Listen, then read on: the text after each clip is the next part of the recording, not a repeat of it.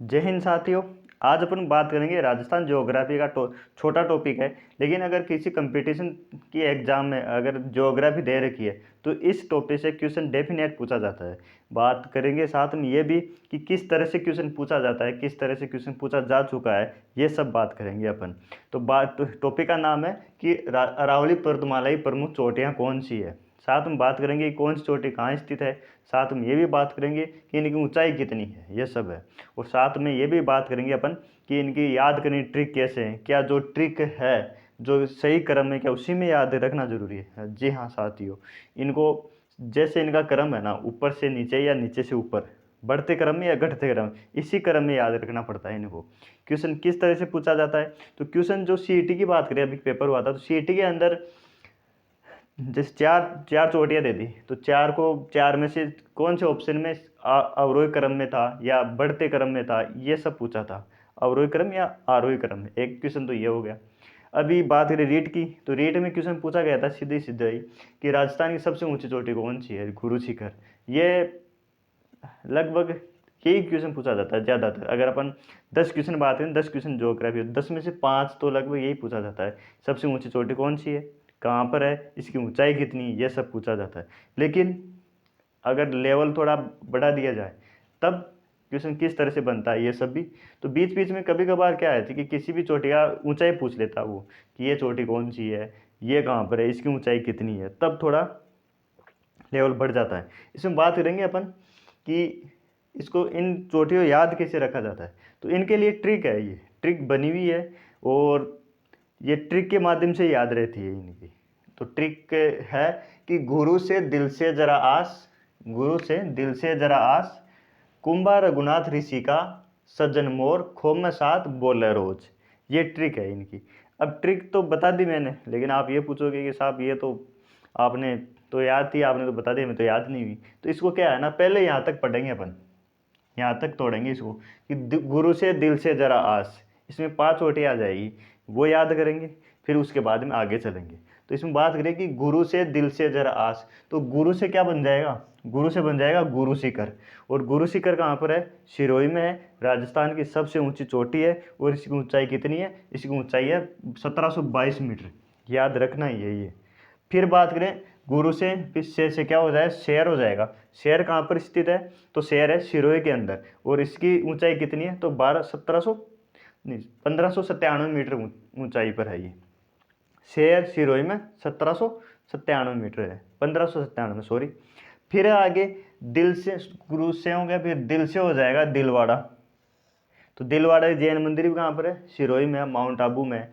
तो दिलवाड़ा कहाँ पर है, सिरोही में। और इसकी ऊंचाई कितनी है, इसकी है 1442 मीटर ऊंचाई। तो याद जैसे अभी बताएंगे लास्ट में ऊंचाई कैसे याद रखनी है, क्योंकि जैसे अपन मोटा मोटा याद रखेंगे ना कि 1700 तो है ये तो मोटा छोटा इसका तो सिरोही का तो याद रखना ही है। फिर 1500 में एक है, फिर 1400 में 2 है, फिर 1300 में 1 है, फिर 1200, फिर 1100 में कोई चोटी नहीं है, ऐसे सब। फिर अपन बात कर ली दिलवाड़ा, फिर से कोई नहीं है, जरा से है ना, जरा से हो जाएगी जरगा। और जरगा कहाँ पर है, उदयपुर में स्थित है। कहाँ पर स्थित है, जरगा उदयपुर में है। और ऊंचाई कितनी है इसकी, 1441 मीटर है, 1431 मीटर है। तो जरगा उदयपुर में है, और कितनी ऊंचाई पर है, तो 1431 मीटर है ये। फिर बात करें अपन आस, आस से क्या हो जाएगा, तो आस से हो जाए अचलगढ़। तो अचलगढ़ कहाँ पर है, तो अचलगढ़ है सिरोही के अंदर। अचलगढ़ दुर्ग भी बना हुआ है जो सिरोही में बना हुआ है। तो अचलगढ़ कहाँ पर है, सिरोही में। और इसकी ऊंचाई कितनी है, तो इसकी 1350 मीटर ऊंची है। तो ये हो गए कहाँ तक, गुरु से दिल से जरा आस, आज तक पहुंच गए अपन। तो आगे पहुंचेंगे अपन। तो ये हो गया अपने 5 चोटियां, हो गया चोटियां हो गई। गुरु गुरु शिखर हो गई सिरोही के अंदर, शेर हो गई, शेर भी सिरोही में, दिलवाड़ा भी सिरोही में, जरगा हो गई अपने उदयपुर में। और फिर लास्ट में थी अचलगढ़। तो अचलगढ़ कहाँ पर थी, अचलगढ़ भी अपने सिरोही में है। और ऊंचाई कितनी है, तो ऊंचाई एक बार ऐसे याद कर लो कि 1722, 1597, 1442, 1441 और 1380। ये हो गए अपने आज तक। अब आगे बात करते हैं अपन, आगे नेक्स्ट स्लाइड के अंदर गुरु कुंभा रघुनाथ ऋषि का सज्जन मोर, ये आगे नेक्स्ट स्लाइड के अंदर बात करेंगे अपन।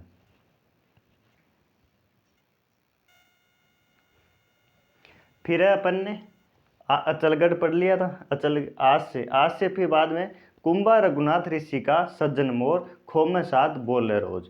तो अपन दोबारा एक बार और बोलते हैं ट्रिक को, इससे क्या होगा, याद हो जाएगी ये कि कुंभा रघुनाथ ऋषि का सज्जन मोर खो में साथ बोले रोज। कुंभा रघुनाथ ऋषि का सज्जन मोर खो में साथ बोले रोज। कुंभा रघुनाथ ऋषि का, कुंभा रघुनाथ ऋषि का सज्जन मोर खो में साथ बोले रोज। ये सब हो गया अपने। तो अपने कुंभा से हो जाएगा कुंभलगढ़। और कुंभलगढ़ कहाँ पर, जहाँ कुंभल दुर्ग है ना वहीं कुंभलगढ़ चोटी है। तो कुंभलगढ़ राजसमंद में है। तो इसकी ऊंचाई की बात करें तो 1224, 1224 मीटर है। कौन, कुंभलगढ़। फिर है रघुनाथगढ़। रघुनाथगढ़ कहाँ पर है, सिक्कर के अंदर है। और इसकी ऊंचाई कितनी है तो 1055 मीटर है। 1055 मीटर ऊंची है रघुनाथगढ़। अब रघुनाथगढ़ है ना थोड़ी इंपॉर्टेंट है ये। क्यों है, क्योंकि ये उत्तरी अरावली है ना, जैसे उत्तरी अरावली दक्षिण से उत्तर की तरफ जा रही है, तो उत्तरी अरावली की सबसे ऊंची चोटी है ये। अगर अपन अरावली तीन भागों में पढ़े, अपन तीन भागों में बांटे कि दक्षिणी अरावली, मध्य अरावली और उत्तरी अरावली। तो उत्तरी अरावली है ना, उत्तर की साइड में, उसकी सबसे ऊंची चोटी है। तो इसकी पूछ ली जाती है ये रघुनाथगढ़ की चोटी की ऊंचाई कितनी है, या ये भी पूछ लिया जाता है रघुनाथगढ़ कहाँ पर है। ये तो पूछा हुआ है कि रघुनाथगढ़ कहाँ पर है, तो सिक्कर के अंदर है ये। और इसकी ऊंचाई कितनी है, 1055 मीटर है ये। फिर बात करें अपन, कुंभा हो गया, कुंभा से कुंभलगढ़ हो गया, रघुनाथ से रघुनाथगढ़ हो गया। फिर है ऋषि, तो ऋषि से ऋषिकेश हो जाएगा। तो वो ऋषिकेश कहाँ पर है, सिरोही के अंदर है। और ये कितनी मीटर है, यह है 1017 मीटर। 1055 रघुनाथगढ़, और ऋषिकेश है उससे 17, तो 1017 हो गया। तो ऋषिकेश कहाँ पर है, सिरोही में है। और अपने सिरोही में हो गया, और 1017 मीटर है। फिर बात करिए अपन, कहाँ से हो जाएगा, कमलनाथ। तो कमल से कमलनाथ कहाँ पर है, तो कमलनाथ है उदयपुर में। और ये कितनी ऊंचाई पर है, ये 1001 मीटर है ये। कमलनाथ उदयपुर 1001 मीटर। फिर है सज्जनगढ़, सज्जन। तो सज्जन से क्या हो जाए, सज्जन ही, सज्जन तक ही जाना है अपन को। तो सज्जन से सज्जनगढ़ हो जाएगा। और सज्जनगढ़ कहाँ पर है, सज्जनगढ़ अभ्यारण्य भी बना हुआ है, उदयपुर के अंदर है। सज्जनगढ़ चोटी भी है। वह दोनों एक ही है, वो दोनों मतलब पहले चोटी पे, वो चोटी है, चोटी के चारों तरफ सज्जनगढ़ दुर्ग बनाया गया था। और ये कितनी ऊंचाई पर है, ये 938 मीटर पर है। तो 5 पहले हो गई थी, 5 इसमें हो गई। कौन सी हो गई, अभी रिवाइज करते हैं। कुंभलगढ़, कुंभलगढ़ है अपने राजसमंद में, और 1224 मीटर है। फिर कुंभलगढ़ बाद में रघुनाथगढ़ सिक्कर में, इंपॉर्टेंट है, 1055 मीटर है। इंपॉर्टेंट क्यों है, क्योंकि ये उत्तरी अरावली है ना उसकी प्रमुख चोटी है, सबसे ऊंची चोटी है। फिर है अपने ऋषिकेश, ऋषिकेश सिरोही के अंदर है। और ये 1017 मीटर ऊंची है। और फिर है अपने सिरोही के बाद में है ऋषिकेश हो गया। फिर है कमलनाथ, और कमलनाथ कहाँ पर है, तो कमलनाथ उदयपुर के अंदर है। कमलनाथ और सज्जनगढ़ दोनों ही कहाँ पर है, उदयपुर के अंदर है। और 1001 मीटर ऊंचा है ये। कितना है, 1001 मीटर ऊंची है। सज्जनगढ़ है 938 मीटर। और सज्जनगढ़ अभ्यारण्य भी बना हुआ है, कहाँ पर है, ये भी उदयपुर के अंदर है। सज्जनगढ़ ए अभ्यारण्य में बना हुआ है, नहीं सज्जनगढ़, हाँ सज्जनगढ़ बना हुआ है। और ये सब है। तो ये हो गया अपने सज्जनगढ़, यहाँ तक हो गया। आगे की बात करेंगे नेक्स्ट स्लाइड में, क्योंकि ये क्या है कि टेक्निकल टीम भी का रोल भी मुझे अदा करना पड़ता है, और टीचिंग का भी, तो इसलिए बीच बीच में थोड़ा गैप लग जाता है। तो ये क्या है कि स्ट्रगल टाइम है इसमें। क्यों कहते हैं ना कि मंजिल मिल ही जाएगी भटकते हुए सही, मंजिल मिल ही जाएगी भटकते हुए सही, गुमराह तो वह है जो घर से निकले ही नहीं। तो घर से निकल चुके हैं तो मंजिल मंजिल मंजिल मिल ही जाएगी, अब कोई डरने की बात नहीं है। तो आगे नेक्स्ट स्लाइड की बात करते हैं अपन इसे सज्जनगढ़ के बाद में।